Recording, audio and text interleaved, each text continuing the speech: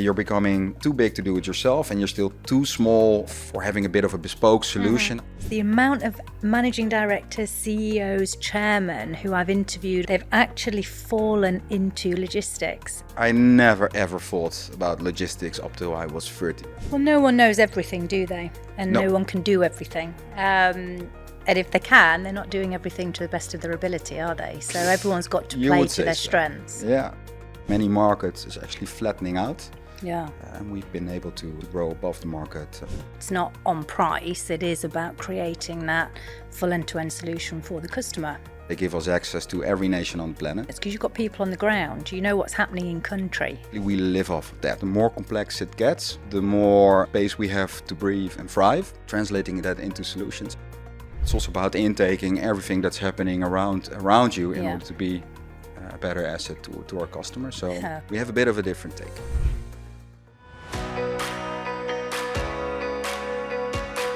Welcome to Let's Be Honest About Logistics podcast. I'm Nikki Jones, the CEO of Vidu Group. I am joined here today by Kelly van der Weg. Kelly is the UK Managing Director for Spring Global Delivery Solutions. So thank you for joining us today, Kelly. It's great to have you here. More than welcome. Should we start with telling the audience a little bit about your journey? Yeah, definitely can. Not starting off from when I was a kid, but let me take you from my working life. I had a life prior to e-commerce logistics. Yes. I worked in project management in the interior decoration context. Was a market leader in the Netherlands. Okay. I started in sales, many salesy jobs. In the end, product manager for huge universities, working together with architects, etc. So a lot of planning, a lot of project focus, but that world became a little bit too small for me. So by chance, by luck, and by just applying, I had a first conversation with PostNL back in the day. That was 16 years ago. And then I started as an international key account manager selling billing and document solutions. Yes. In traditional mail. And I had quite a journey within the PostNL context. Really lucky to be there. And in 16 years' time, I think I had somewhat of 10 different roles. Really nice jobs. There were all kinds of outer corners of the business. Yeah. Was in sales, was in operations, customer service. And then at one time I decided to join the Works Council, which gave me a lot of insights on how the company was functioning, the different layers, the politics behind it. And let's say after 4 or 5 years, the Spring brand became more dominant within PostNL context. And I definitely wanted to move there. So I made a choice. Be a part of that. Yeah, indeed. It was a conscious choice. And then my journey at Spring started. Okay. Maybe nice to share a little bit because I've been doing this role now for almost 2 years. And my previous role was a central role. Okay. Which was helping the countries to grow, to say it very simply.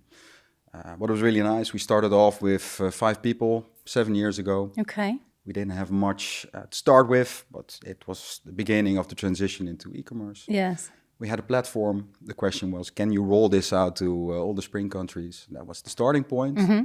Rolling out a systematic way of working and a nice platform. And that's how it actually grew. And when I left, we were with 40 people somewhat, 39 different backgrounds. And what I really loved is all the disciplines were in there. So it gave me the opportunity to learn a lot about technology, about... Yeah, definitely. And I think having that mix of sales and operations has probably really helped you, hasn't it, when you've gone into these leadership type roles? Yeah, I have to admit, because you learn it the hard way, right? Because, you feel you have to do negotiations. Customers tell you what you need to improve. So it hardens you quite a bit. As well as I just like it because you see instant output, you see result, and that's what you're together. The customers know more than us nowadays, don't they? Previously, you would go and you'd have all the knowledge, whereas now the customers are telling us, well, actually, we want to do X, Y, Z. So the switch has flipped a little bit, really, hasn't it, in terms of what customers' knowledge is now? Yeah, I can't deny that. It's also sometimes scary, right? Yeah. But it's also something you just have to accept. Yeah. And it actually makes it also your role to listen and question more than just to push and get out there what you think is needed. Yeah, and actually what you say, that makes it that you do sort of consultative selling in the end, because we are not the type of company that goes out there with standard default standard rate cards. No. It's really in conversation that you try to find a solution. Well, it suits your solution-led sort of way of working, doesn't it? It's not on price. It is about creating that full end-to-end solution for the customer. That's definitely true. Yeah. And it differs per case, right? Per relationship, per demand. It differs on the focus of the particular retailer, where in their, let's say, maturity level they are. Yeah. All kinds of different variables, which... and in terms of your customer base, so the retailers that you're currently working with, what does good look like in the world of Spring GDS? Are you focused more on the small to medium-sized customers? Do you cater for the tier 1, tier 2 type businesses? I have to say that we're crawling a bit out of the shadows in a way, and it means that in the recent past, actually, we were working quite closely with many large and impactful 3PLs, but our direct retailer customer base was more in the small, medium context. Yeah. However, we have a couple of really nice and huge brands that put their trust in us to cooperate with us. Yeah. And actually, that is growing, and that's obviously where we prefer to be. We want to have direct relationship with retailers, but it's quite hard in a way, and certainly because our brand reputation, although very well established, it wasn't that prominent. No. So the last couple of years, we've been investing a lot in becoming more visible. And I've think that's playing out you're well. a noisy neighbour, apparently. Are we? Lots of I don't want to be disturbing anyone in the end, but yeah. But I think it has become a lot more of a household name, has Spring GDS, in the past probably 12, 18 months more so, because you were seen as a smaller part of Post NL. But in hindsight, you're a $500 million turnover business that's focused not only on cross-border now from an e-com distribution perspective, but you've heavily invested now in fulfilment in the UK, haven't you? Yeah, you're well informed. So well, I do partner with you. Yeah, you do. So I also expect it, but still. You test me. Yeah, indeed. Well, PostNL is a huge company, right? And we're 100% owned by them. Yeah. But we also operate 100% standalone. And that's a really good place to be, because we have the scalability of a brand like that. And as you definitely know, we blend networks in order to find the optimal pivot point between price and quality and transparency. And having PostNL as a backup is really helpful, because they give us access to every nation on the planet. Whereas Spring adds a lot of commercial value with all kinds of partners and networks. Yeah. And that makes it a constitution and a blend of, let's say, the optimal network to be achieved. And working with them means that we have a lot of impact. And actually, we are also not only growing in the outside world, also within PostNL. We are the biggest and fastest growing element of the company. And that helps us to gain more trust, more focus, and in the end, more money. So there's a lot of investment in the Spring brand, not only the visibility, but our technology, our people. And that's why the last 1.5 years, you have seen us making more noise indeed. Yeah, you're making moves. A bit modest, I hope, but also durable. But we are growing and growing fast, and it's really interesting, because in many markets it's actually flattening out. Yeah. And we've been able to grow above the market standards. For sure. Yeah. Well, people are important to you, aren't they? Obviously, I know you work with a number of recruitment partners, but from what I know of the business, it's a very exciting opportunity for the individuals, but obviously you're quite select, aren't you, in terms of who you actually bring on board. It's not who's going to bring traction now and who's going to bring their black book of contacts. It's that longer term gain, isn't it? And someone having the right attributes, the right work ethic, the right hunger, they're coachable, they're teachable, they're moldable, to be able to stand the long term game, really, because it's a tough gig, isn't it, at the minute in this space? It is. But there is a lot of space still. Yeah, definitely. And we like to depict ourselves really as a true people company. So you could describe us as a platform. Yes, we have proper technology. Yes, our network of partners is very well equipped. but we are very asset light, which is a bit of a plastic form to say that our biggest asset is actually people. Yeah. So our people carry our intelligence, our people interact with our customers, our people bring new ideas to the front, our people convert this complex outside world into tangible solutions. And actually we live off of that. So the more complex it gets, the more space we have to breathe and thrive, translating that into solutions. And you can only do that with people changing that into a requirement or into a system change or into a proposition, right? And that also translates into our engagement levels. Yeah, well, that's working. I know your head of HR keeps telling Nikki, make sure you tell everybody what our employee retention rate is. I memorized, she's especially very proud for her. of it. I now it's not a matter of memorizing. This is key for us. So we measure this quite frequently. We actually did it 4 times per year. We're now doing it 3 times per year. But we measure commitment, we measure engagement, we ask all kinds of open questions. So it's a 90-question survey. Could come across a bit tedious, but it gives every person in the company the opportunity to display how they feel, what they need, what do they need to thrive, how well are they connected to the company. And that translates into, specifically in the UK, a 98% commitment and engagement figure, which is almost a bit eerie, right? Because it also says nobody will ever leave us, which is also really fine because we need to retain that knowledge.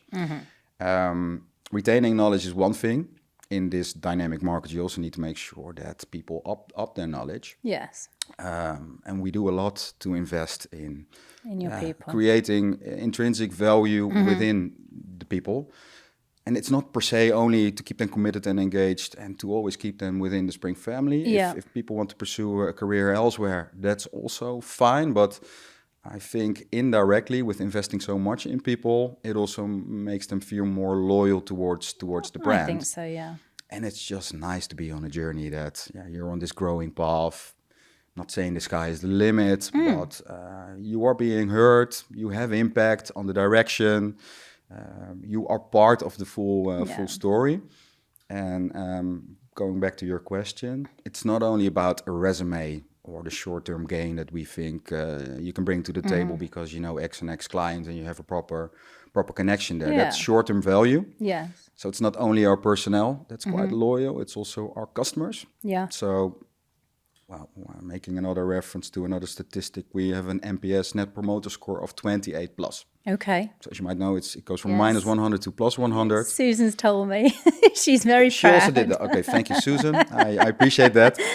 But in the market, it's quite accustomed in this commoditized world that NPSs are below the mark, below the zero. Yeah. And we are extremely proud of having that. And it also means that our customers stay with us for a longer term. They don't only choose us for price or quality.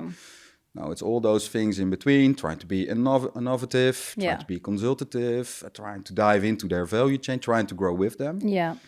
And people are important. So I don't look at where's your experience, where have you been working. I also look at attitude. How energetic are you? What are your ambitions? How do you learn? It's really important. Yeah. So it's also about intaking everything that's happening around you in order to be a better asset to our customers. So for sure. We have a bit of a different take. I think so, definitely. But it's working, and you're getting the right sorts of individuals that do want to be accountable, do want to put their head above the parapet. They want to be more than just a number. They're really bought into the journey.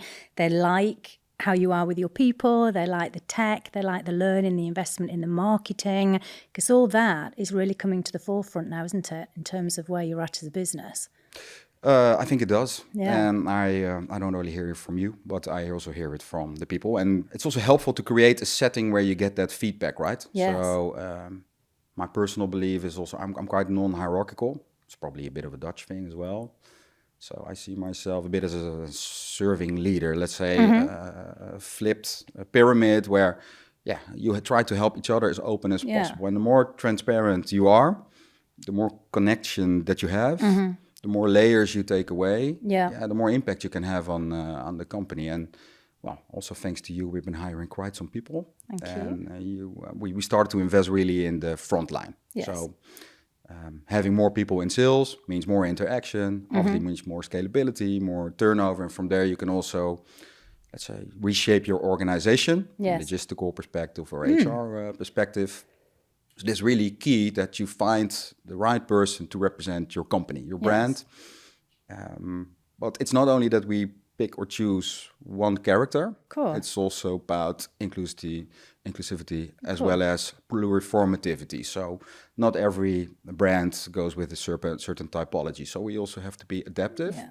And I think, you're well aware that the people that we hired is quite, let's say, a plurific bunch of people. And For I'm really, sure, really happy with them. definitely. Yeah. But it works, doesn't it? Yeah, You know, it they all come with their own strengths, but when they're together, I mean, look at Lauren, who we recruited. You didn't even have a vacancy, but you saw something in her. You loved her drive, her energy, and you actually created an opportunity for her. So it doesn't necessarily mean if you haven't got a vacancy, people shouldn't look to engage with yourself or the HR department, because you will always be open to discussions with good caliber individuals. Yeah, that's it. And that's one example, right? But we have many examples that we look at skill, we look at ambition. Where are you in your career? So, we come out to any party out there with a job description. But it's quite dry, right? You just write down what type of behavior you want or what type of output you want. But in the end, it's a person. And when you're doing an interview, most likely everybody will say that they tick almost every box, right? But once you start, or once you are into conversation, you just see a person acting maybe differently above or under of what you've been expecting. And and this individual was very clear what she wanted. We are in need of all these skills, and then we jointly created a role around it. And this is not the only example. We have many examples where this has happened, actually. And sometimes that is the best way. You know, a lot of the time you try and fill a vacancy to fill a vacancy, but I've noticed you don't do that. You know, if somebody isn't quite right, you leave it, and you'll wait till somebody comes across that is going to be the right fit within the team, does show the right attributes of what you're looking for. And I think that's very important, because you'd prefer to keep the team as is rather than bring somebody just to fill a seat. Yeah, I apologize, because that means that sometimes for you it's quite ineffective. But it's got to work and it's got to be right. No, that's it. So I'm not saying yes for the sake of it. We're saying yes because we're jointly saying yes to something. Yeah, we're half of the story, right? The other person's ambition is the other half. Yeah, and it needs to fit. And in order to try and understand that, you need to be extremely open and honest. For sure. And if you do that, I think you have at least the best opportunity to thrive together. I think so. And what are your sales, business development managers feeding back to you about the industry? Are retailers and customers looking at anything a little bit different from you of late? Obviously, yes, but it's a bit cyclic. That happens every year. But let's say the last 2 years, and certainly 2026 ahead of us, and everything that happened in the second half year of 25. Yes. Yeah, it was also a personal feeling. I think it's even more dynamic than it used to be before. Well, you have all the tariffs, you have all the dynamics on the planet. Then you have the EU setting up all kinds of boundaries. Then you have customs authorities taking more control of their reason of existence. And even though I live on the other side of the canal, it's been made hard for us. Yeah. And what is mostly hard about it is that from a retailer's perspective, it's really hard to see what is now actually happening, what is applicable to me, how does it affect my business practically, and not overseeing that, might make you pull out or pull back or being risk averse. Whereas it might not even have to be the case that it actually adds complexity, as long as all of these sometimes perceived barriers are taken away.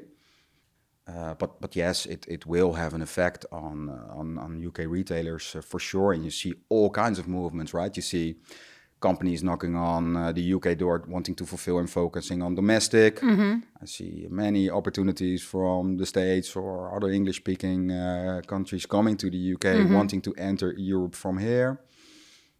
We see dual approaches where big retailers in the UK are moving part of their capabilities to mainland Europe, if that already did not happen due to Brexit. But in all those dynamics, you need to stay calm, translate these complexities into tangible solutions, and help retailers to regain that confidence. And certainly the bigger brands out there, they have their own compliance departments, they have their own legal department, they know what's happening, they can better choose and select, but still they would like us to help them. But certainly in that middle section, I think we can play a big role taking these retailers by the hand, giving them that confidence. Yeah, even though also we do not know what's coming, right? It pops up like this currently, and that means that you need to keep a very close eye on the dynamics on the market, and luckily also PostNL is helping there, and being part of this Spring family with having all these locations throughout Europe. Our collective knowledge and local vision on how things are moving forward, that really is an asset for us. And I think with having your own network as well through PostNL, not many people that aren't working with you would know that. They see you as more of a smaller to medium-sized company that focuses on sub 2 kilo international cross-border parcels. They might not necessarily know that you do have your own network and it's not just that multi-carrier solution. So it's quite an interesting time, and I'm assuming that's giving your customers a little bit of confidence, a little bit more with the market being so volatile. Do they feed that back? Do they say that that's a sort of plus that you have your own network, or is it not really something that comes up? It is definitely something. But whereas PostNL obviously has postal access to every country on the planet, if they are part of the Universal Postal Union, that gives us a base standard that we can always deliver. Yes. But the retailers that we engage with, you need commercial partners, right? Yes. They are faster, they are more transparent, they are more data oriented usually than Post. Certainly if you go outside of the EU. Yes. And that blend gives comfort, because whenever something happens to a partner, we always have a backup scenario. So literally not literally, it's not a switch of a button, but a press of a button, we can switch our routing and you can continue trading. For our top 10 destinations, we have multiple vendorship. So it means that besides that you can commercially choose what you prefer, we always have a backup scenario. And due to the combination of networks, so Spring having their own operational facilities, which are interconnected always, it gives us a lot of leeway if things happen to move our processing. You can be very agile and pivot really when you need us to pivot. Yeah, definitely. And in terms of, we touched on it previously, the fulfillment piece. Shall we share with the audience a little bit more about the UK fulfillment side to Spring GDS now? Yeah, well, it's a bit of a first disclosure because we haven't gone out to the world. Okay. However, Spring GDS is working on quite some fulfillment projects. But indeed, last year we've commenced in the UK, and we have quite some big brands working with us that want to do fulfillment locally for the sake of having the highest speed possible. So whenever you are a consumer and you order from these companies, you will have your goods delivered to you next day. So it gives you that optimal delivery speed. So we commenced in Poland and Germany last year. We have found a great partner that is helping us with our technology. Okay. And obviously, with us being also a partner for final mile distribution, it gives us a really good place in the market to combine fulfillment as well as distribution. And it's not like we're entering the fulfillment market. No. Blank, we're very keen on where we can add value. Yes. So I will never overpromise to anyone on our capabilities. No. But certainly if you're an SME and you're in this growing level, but let's say you're becoming too big to do it yourself and you're still too small for having a bit of a bespoke solution, I think that's where we come in place. Nice. So whenever you have the dominant factor of your distribution internationally, we can add value. And that links back to a certain profile. Of course, we have an ideal customer profile. Yes. But the deficit of an audio customer profile is always that you have to find the boundaries of it, because the commercial demand is always different. But yes, we have a facility in the north of the country. Okay. It's in Hedok. And we're expanding on the go, and we're very open to any conversation on fulfillment. Yeah. Well, we can drop a link below if you're open to do something Yeah. with that. And is it primarily, was this born out of your customers saying it would be something of value to them, or was it that you saw it was becoming quite successful in Europe and felt actually this could be a good opportunity for our customer base in the UK? Yeah, it's a bit of a blend. Okay. So first of all, PostNL had their own fulfillment capabilities already. We wanted to expand that in the Spring model, going to Europe firstly. And then we have two leading big brands and a couple of our biggest customers that asked us, hey, we want to be quicker in order to be faster than the market standard. Spring, can you help us with engaging in local fulfillment? And that's a partnership, right? Because if a customer with a 15 million euro plus size asks you to do fulfillment, it's not like it will fit in your premise. No, you have to go out and look for a building. You have to set up a project. You need to create all these capabilities. And actually, in a partnership shape and form, they helped us creating that. Very good. And now we're quite established in a couple of European countries, Italy, Poland, Germany, the Netherlands. And now it's time for us also to take those learnings and have the best practice in place in the UK as well. So we've been investing in organizing in our structure, our organization, our proposition, our branding, everything is out there. Such a different world, isn't it? Yeah, the definitely. Language and everything, and the accreditations I had to school myself you need. also a little bit. Yeah, definitely. No. Well, that's exciting, and it's showing that you are evolving, and you're not afraid to pivot when you need to pivot. You know, you have your niche, which is your sort of cross-border international e-com distribution, but to now do fulfillment, A, it's a value add for your customer, but B, it's showing that you're making moves now. Yeah, definitely. We're not afraid of that, and we have to stay relevant, right? So we're quite an entrepreneurial company, and that's also what I like about Spring. Yeah. So I was raised in this corporate world in a way, PostNL, and just imagine all these departments and all this demand, and it needs to come together, and you have to make decisions. Whereas Spring, we're sizable, but still small enough to make our own decisions. And although everything that we create has to have a certain standard, right? Because it needs to work in country A, B, and C. Yeah. But we still have enough space to develop it with that country flavor. And of course, a lot of things are culturally driven, or a certain market has grown in a certain direction. Yeah. And our business model is agile enough to adapt to those local needs. And that's also what's really wonderful about Spring, that we can just adapt to those local needs, but still have the backup of Still this have scalable that. company. But that's really nice that you've sort of not eradicated, but you've moved away from a lot of the red tape and the unionization and maybe the bureaucracy of a huge globally renowned multinational. And now you're still in a sizable $500 million turnover business, but you can have a voice. The team can have a voice. You can put your stamp on it. You can be a little bit more creative as how you wish to build and grow and scale. So that's quite an exciting opportunity. Yeah, definitely. And I think what is also nice that throughout the Spring countries, you will see a recognizable type of doing. So the way that we behave, interact, the way that we perform, also the way that we work, it's quite recognizable. Although we are in, 25 different cultures by now. So that's just really enjoyable. That's interesting. And then in terms of, obviously we've talked about people. I know people are very important to you. Technology is important. Sustainability is very important to you as a business.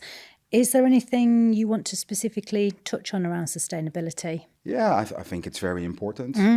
Well, it is actually crucial because we all have a responsibility. Yeah.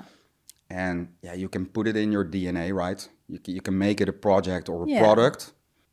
But for us, it's more responsibility. And that sounds quite firm, but we do feel that.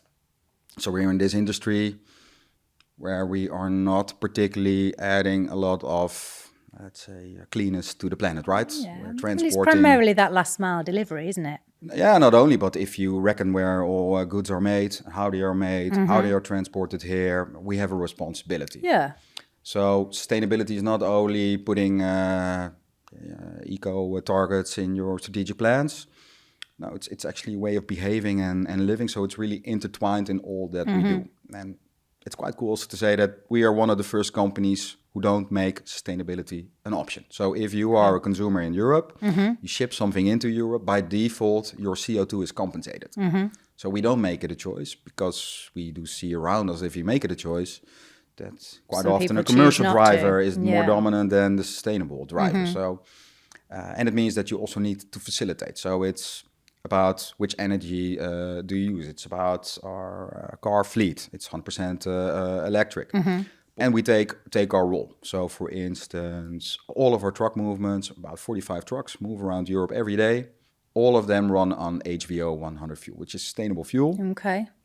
Big fat, frying fat, reused. And we do that in or out of the tank, because obviously not all our trucks are well equipped to do so.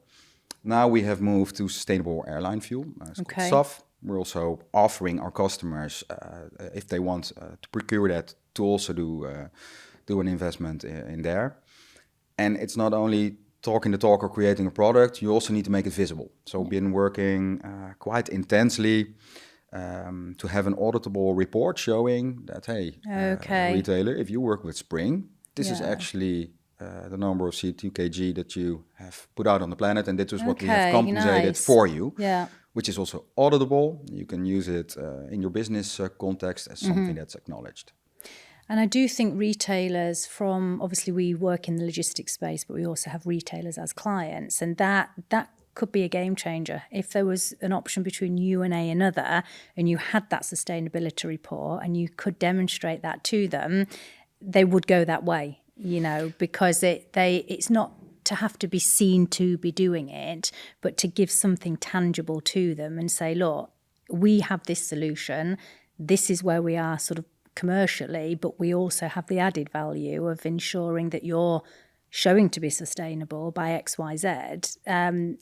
Retailers would choose that even at a slightly higher margin, potentially, I think. Yeah, this podcast is called To Be Honest, right? So To Be Honest. I wish it was like that, and I wish it was like that sooner than later. But currently in practice, I see it in tenders. I see it as a slight decision maker, but when push comes to shove. So do you think it is still based on the commercials at the moment then, over the sustainability? I'm afraid so, but I also get that, but the net is closing, because there's EU regulations heading our way. There's local legislation that you can no longer ignore. So having it intertwined in your business culture and the decisions that you make, that will be super if we reach that point. But for now, I see it moving back to the background whenever a commercial decision is to be made. But one thing is for sure, there is no escape. So there will come this pivot point. There won't be a choice soon. No, so and then you will have to. And we are doing a lot of work in order to make the market aware, and in order to prepare ourselves for that net zero 2040. Yeah, and really take our role in that. That's an internal behavior. We also have a role to the outside world in educating and providing these solutions. But we cannot influence a company making that switch. No, we can educate them. Yeah, we can hope that they take a bigger stake in that. But yeah, it's a prominent element of every conversation that we have. Yeah, no, understood. And in terms of your employees, I know we say sustainability is key for you, technology is something really high up on your focus, as is people. What do you think your employees would say about Spring GDS? What do you think they like about the business? Yeah, what I hear mostly, and maybe it sounds a bit eerie, but that it's a family culture, family feel. And there's no bloodline, not that I know of, at least. But that is what's going on. So because we are quite flat and non-hierarchical, because we feel that making sure that key messages trickle down through the whole organization, not just management, not just sales. We create that interaction. So salespeople are obliged to work in operations. Operations is obliged to also hear the wider story of where the company is going towards. So there's that sort of cross-collaboration then as well between the departments. Yeah, so there's that's valuable. That creates a high level of trust. that also takes away barriers to ask the question that you would otherwise not dare to ask. It makes you more vulnerable, and if you're more vulnerable, then you become more effective because you learn quicker. And people say we're just a very fun and friendly company to work with. And sometimes if I'm self-critical, I might challenge myself and then say, should we be a little bit more KPI driven? Or should we be very strict on some barriers on insights? I don't know. But it's a deliberate philosophy not to do so, because then you move as one and no one can be successful without the other. Yes. So you also force people to have to collaborate in a way. And that open culture just really just works. And I think if they're working more collaboratively, do they work together in partnership with certain customers, or is that something that they're keen to do, or are they salespeople that just keep it for themselves? I know how this industry can be.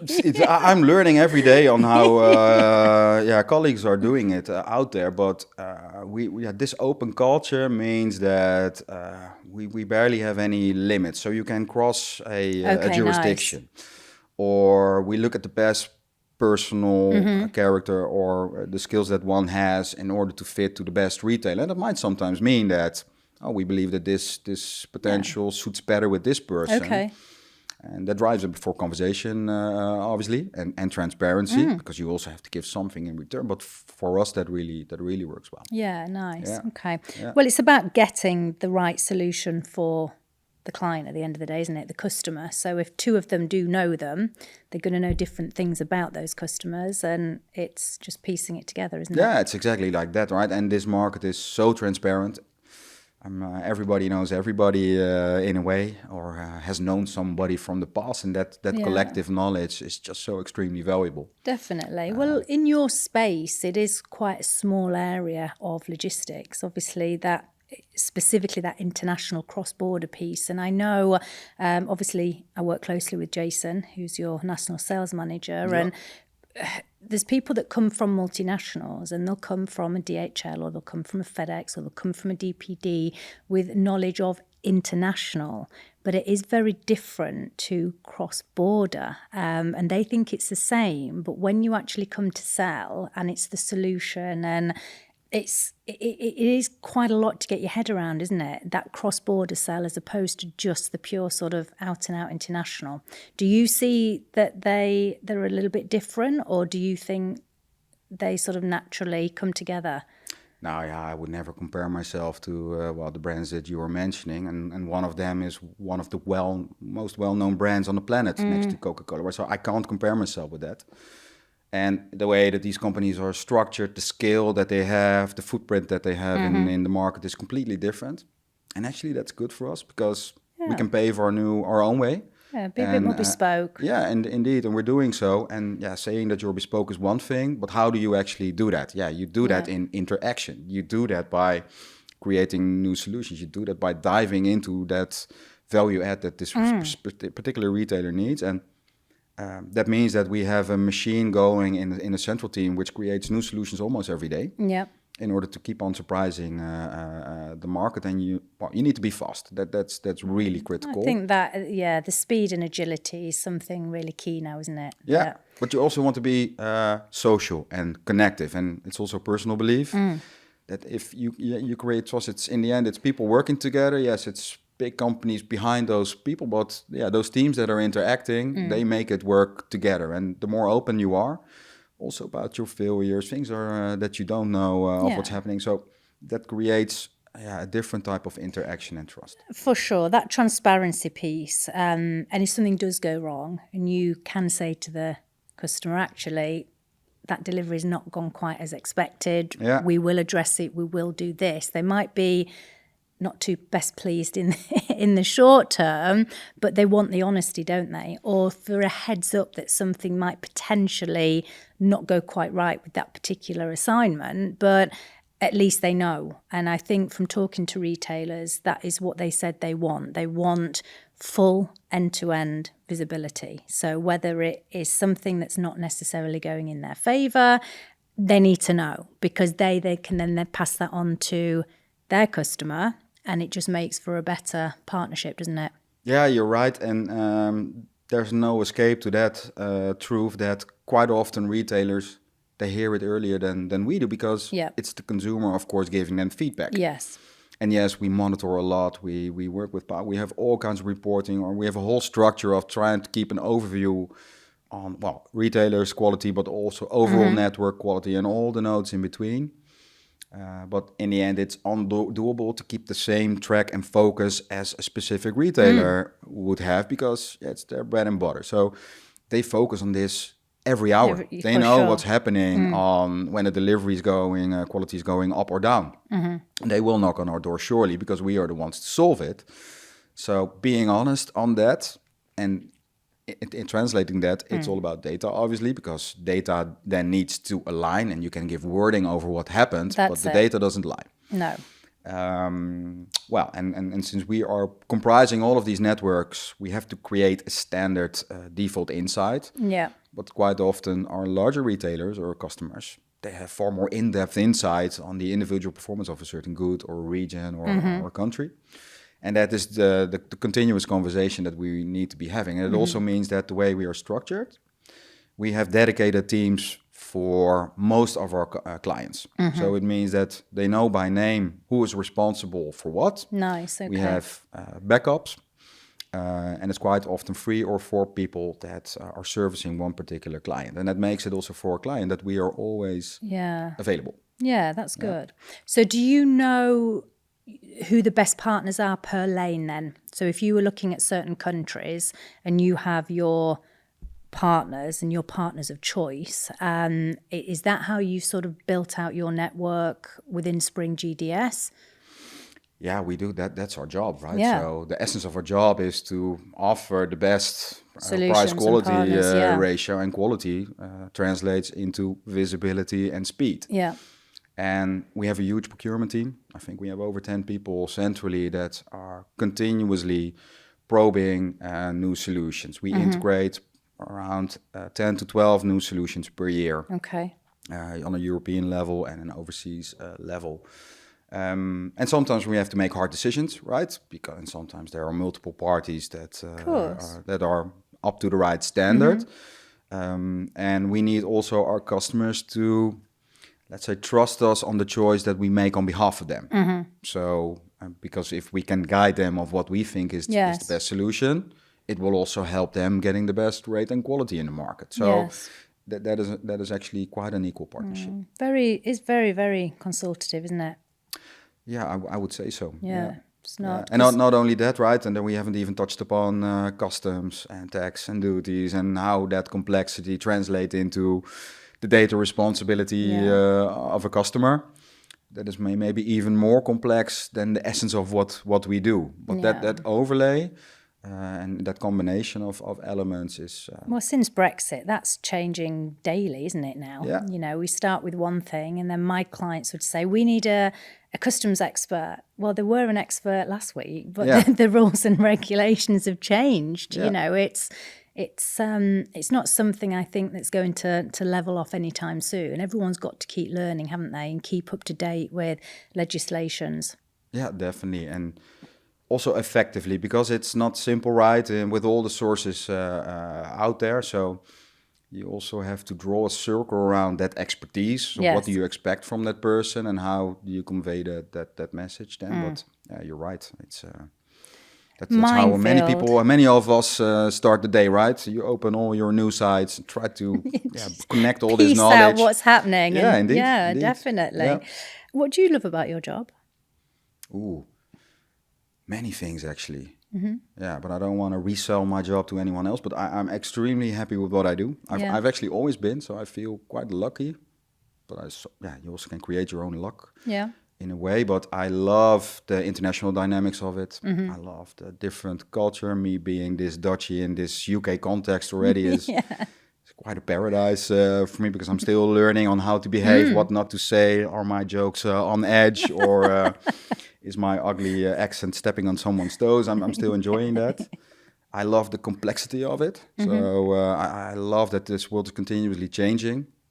And I think one of my key strengths is being effective and result driven. So, and this organization facilitates for me to be able to be doing that. Yeah. And that's really what I love. But foremost, the people. I just enjoy all these different insights, cultures, this different pace of thinking, these different disc colors, although a bit old school. Yeah, you can still dissect your population in preferred ways of interaction of thinking. Yeah, that's the beauty of it. So have you got quite an open door policy then? In terms of your business, I don't have a door even, and so, it is yeah. So anyone's got access to you in the business. Everybody has my phone number. Everybody. That's nice. I sit everywhere where I need to be. Yeah. And so yes. Yeah, that's nice. That's interesting. And in terms of your career, obviously prior to post NL, I know you've been with this business 16 years. You had a life before that, I'm sure. Has there ever been a failure or a setback that actually became a turning point for you? No, many failures. And you learn something from all of them. But maybe one recent example, about the past 5 years. So we've been trying to go overseas to a couple of destinations with a DDP solution. Yeah. Duty delivery paid solution where you take, of course, the ease of the consumer by paying front. It's quite a well-known story. But getting that right with all the underlying layers of logistics, of technology, of transport, of your proposition, but also collectively focusing on utilizing a rather complex solution like that, you should, I learned that you need to have a very wide and open view, getting everyone on board. And this was mostly an internal focus rather than something that we were putting out to market. Yes. But we failed there a couple of times already. And every time that we thought, hey, now we know how to crack this code. We launched it, nothing was happening, and you keep on pulling and pushing and trying to make this work. But having to make a success out of something that is rather new for us, it means that you need to repeat constantly the message. Sometimes be a bit more directive rather than having this open model. So, today I've been talking a lot about how open we are and how agile we are, but sometimes you need to be more strict. And then you make a very hard decision for something else to be a success. Learning from that, because in the end, nobody's satisfied. No. Not the ones creating it, not the ones that you were hoping that were using it, not the ones that need to be selling it. And and you think, where did it go wrong? And was it the focus? Was it the intrinsic value of the solution? Was it communication? Yeah. And most of it was the latter. Making sure that all of us in that value chain understood what needed to be happening. And that failed once, twice, thrice, and it cost us a lot of money as well. But that's the investment of learning. And fortunately, we have a culture where we can also make these type of mistakes. Yeah, that's it. So is it live now? It's live. Yes. But still not where we would like it to be. That's not true. It's almost where it needs to be. Yeah. But we haven't gone out to market very aggressively. We want to really have that. Up to 99% perfection, and then we will surely go out. Yeah, and maybe have some customers trialing it sort of confidentially and seeing. Countries not in the UK are trialing it, and they know that they're doing so. Nice. So this is also not something that we are hiding. No, they are part of this journey. But that's helpful for both parties. You're being transparent with them. They're getting the chance to trial the solution. That's how partnerships work, isn't it? Correct. Yeah, that's the idea. Yeah, very good. Okay. What's the best piece of advice you've ever been given? So I think in the end you can, let's say your mental focus or your mental strength can give so much direction to what you were doing. And I was taught that, you have a huge responsibility for your own luck and your own happiness.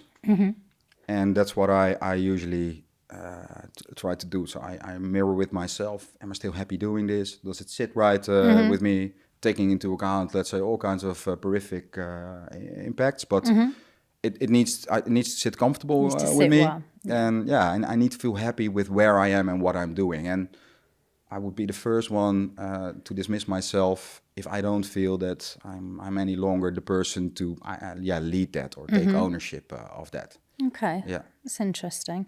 Did you think, obviously we were talking about trends and we're talking about what retailers are looking for from a carrier, and sort of what's happening in the market over the past 12, 18 months. Are you seeing anything that you think will become a trend? A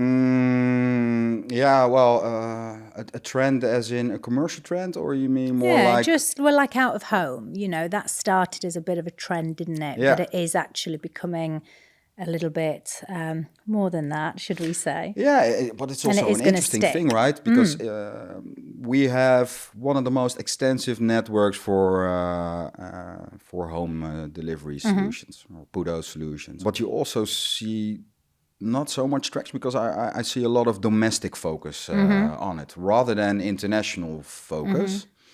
Because if you're an international consumer, you're probably ordering something that you really want. So the convenience is still need is still there. Yeah. But usually it's maybe a little bit more high value, so you want to receive it at home. So we see a lot of traction, and we see that it has grown double figures, but not as much as we were expecting to see. Okay. That. What is more a trend is, that's certainly from a UK perspective, and that's nothing new after Brexit, but that there is an intensified role to play when it comes to tax duty reconciliation and financial services. Yes, yeah. Yeah. Next to obviously visibility, whereas we provide quite a high standard of visibility to our customers, but real-time data is the obvious thing to be doing. You see a lot of AI initiatives, but you also see a lot of friction with AI. So, when communicating with a chatbot, well, we all have our own experiences. Yeah. But let me be a little bit critical. I don't like interacting with a chatbot because, I want to be quick, I want to be fast, and quite often I don't get the response that I want. So Spring will not take the stance in having a chatbot in consumer or customer interaction. We just don't want that. However, we are building a lot of tooling that could help, for instance, the search of whereabouts of an individual item. Instead of having to go into 10 different systems which are interconnected, AI is helping us to pinpoint. Or it's helping us to create a standard communication level. Not taking away the interaction, but making sure that it helps us to do so. Or in our sales context, we don't want to jump on customers to whom we cannot add value, because then we won't have a durable relationship. So we need to pinpoint very well where we believe that we can have that partnership. And we build our own AI sales tools in order to pinpoint, maybe this is where we need to be. This customer is growing. They don't even know that they have all this interaction on their websites. How can we help them? So AI is not taking over. I see it really as a tool, and it's more than using Copilot or ChatGPT, right? Yeah. So quite often that is translated as AI. If you go one level further, you build agents. But we're really building descriptive tools, which helps us creating new intelligence. And that's it really goes back to the optimization piece. Any companies that are adopting optimization, and AI is a sort of follow-on from that. But anyone that's really focusing on the optimization, being able to give real-time data, but actually convert that into something that translates to something of value to a customer, and also focuses on service. Those are the three things that do correlate to ensure success, I think, in the current climate. So indeed, because it's not necessarily something that you see, but if you have approximately 300 partners, if you have 10 different products per partner, if you have 45 trucks moving back and forward, maybe 80 flights crossing the planet, you have all these hubs and nodes that are continuously expanding and moving.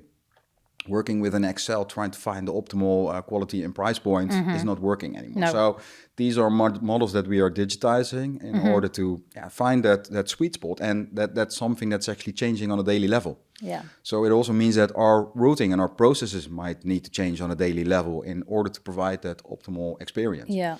And AI is really helping us rapidly to be smarter on that. Yeah. And with our model, bringing all these networks together, that's crucial. the speed, the agility, and being able to pivot when they need to pivot are the three key things that they're looking at now. And also this data. So actually being able to turn that data into something that's valuable for their business, that can make them or save them money. It's okay having the data, but if you don't know how that translates into what they need in their world, it's of no value, is it? Yeah, that's definitely true.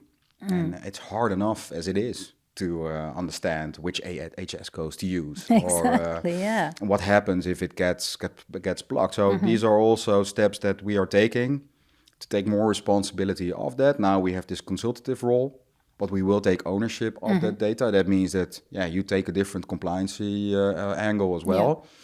But if we can do that on behalf of a certain group of clients, then you can really add that value, being responsible for their intelligence. And that's definitely a place where we want to be and are. And in terms of how you're adopting new technologies, are there any, are you doing this all in-house, or are the partners that you are engaged with on this tech piece that you're sort of focused on at the moment? Yeah, so our model is we try to cooperate with the best in class out there. Working with the best in class doesn't always mean that company remains the best in class. So that also means that we quite often switch or enrich or have joint cooperations with certain specialisms. Yes. But we're now getting into a stage where we are large enough to build our own intelligence. So obviously our platform is ours. The intelligence and the coding behind it is ours. But with now 6, almost 7 years of experience in the e-commerce context, it's also time to renew and take more ownership of our platform. Yeah. Which means that some of the assets or the partnerships that we now have, we are insourcing. So we are investing in a lot of IT capacity, coders. That's happening a lot now. People are building bespoke platforms rather than going out to companies. They want to keep it in-house, you know. Yeah, on the other hand, redoing such a thing like that, right? If you're a company our size and you would have to do it, it will take you 2 years. Unless 50% of your capacity goes into developing something. So you need to be very open to what's happening around you. And if someone is smarter, faster, or has something that you don't have yet, we try to collaborate, right? And also learn from them. And that model. Well, no one knows everything, do they? And no one can do everything.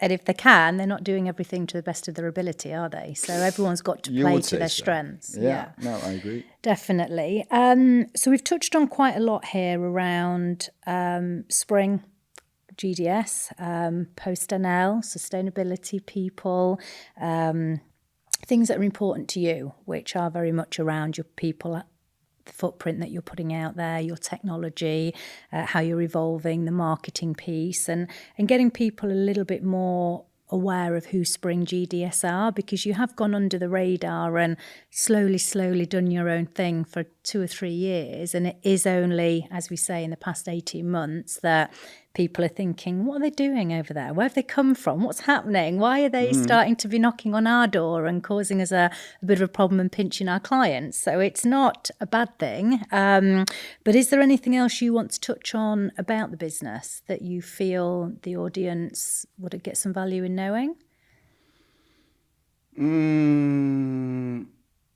Well, I think we touched on a lot of points already. So I think the way that we behave makes us stand out. It makes us quite different. Having that blend of solutions is something else. And because of us being rather small, although sizable and scalable and part of this large group, makes us quite nimble and agile. So that makes us stand out. And it's not only that we are active in Europe, right? So we also have Spring Asia and Americas. Yeah. We are very well established there. Huge customers in the USA. We have 2 offices in Canada. We are active in Hong Kong, where we act as a gateway towards Europe. That also helps us to find entry to those countries. So that's quite something that we can add value. And in the UK or in Europe, we're not very well known for it, because we're also organized and focusing on Europe.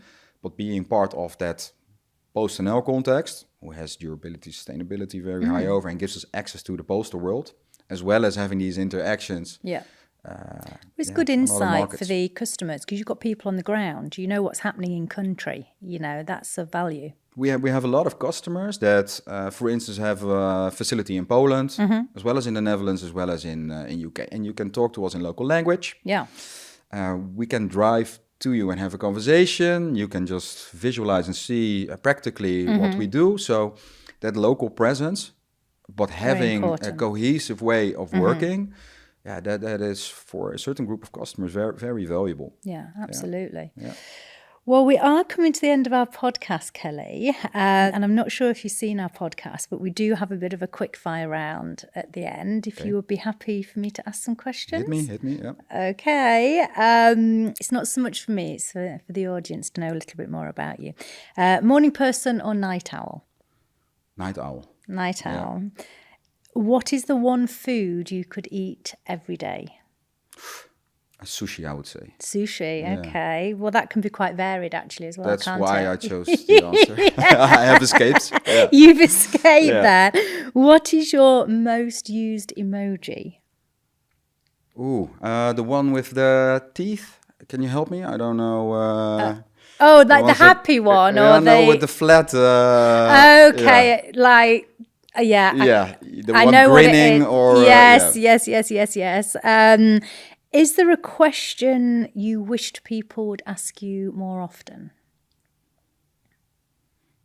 No, what I would wish is that people ask a follow-up question or a third question. Quite that's often, a good shout, yeah.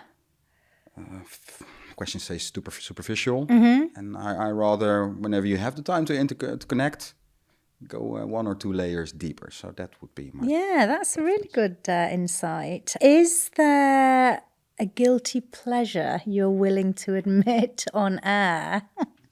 Yeah. Oh. I don't know what's coming now. Okay, hold fast now. Okay, I really love crisps. I know it doesn't show, but I eat half a bag every day.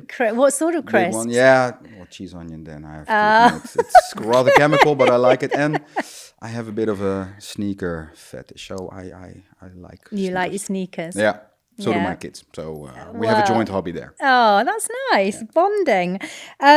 What makes you smile? I went to Banksy exposition yesterday, and literally everything that I saw really made me smile. So Banksy, amazing. Yeah. What advice would you give your younger self? Study a little bit harder, maybe. Yeah. And then I would have had a head start in life. We don't think, though, at the time, do we? You know, when you're 16, 17, 18, do we know really what we want to be doing? It's a tricky one, isn't it? I never, ever thought about logistics up till I was 30. I'm just admitting and putting it out on the table. But See, that's really interesting because the amount of managing directors, CEOs, chairmen who I've interviewed or am due to interview, they've actually fallen into logistics. It wasn't something they had a vested interest in being a part of, but they've all fallen into it, loved it, and moved into really senior positions. It's so my varied. passion now, but if you would have asked me 10 years ago, well, 10 years ago I was working, but before that I would never know. But the one thing I do know, and I still have, even though I work abroad, quite a proper work-life balance. Company also allows it, and I believe in it because then you can thrive on both ends, right? Of course. I was maybe leaning a little bit too much towards private back in the day in my studies, but still doing my best, but I could have done a little bit more. Could have done a bit more. Yeah. Understood. I think that has brought us to the end of our podcast, Kelly. Have you enjoyed it? That went super fast. Yeah, it was really nice. Yeah, we just got started, right? Yeah. Do you think there's anything else you would like to address before we wrap it up? Wow. Certainly I'm open to have conversation with anyone that's interested to want to know a little bit more about Spring GDS after this podcast. You also asked me if there's a key message that you wanted to get across. It's not so much about business, but there is a link to our, let's say, DNA philosophy, but the world is quite toughening up at the moment. Yeah. So if you would ask me, what would you wish the world is, be a little bit more modest, a little bit more altruistic, and help those that might need a little bit more help. And if you also apply that to your business philosophy, you're already doing quite some good. Kindness never goes out of fashion, Yeah, I does think it? so. I A believe little bit in of it. empathy, a bit of softness. Yeah, no, I agree. Well, it's been a pleasure to have you, Kelly. I really appreciate you taking the time. Thank you so much. Thanks so much. You're welcome. Thanks. Thank you.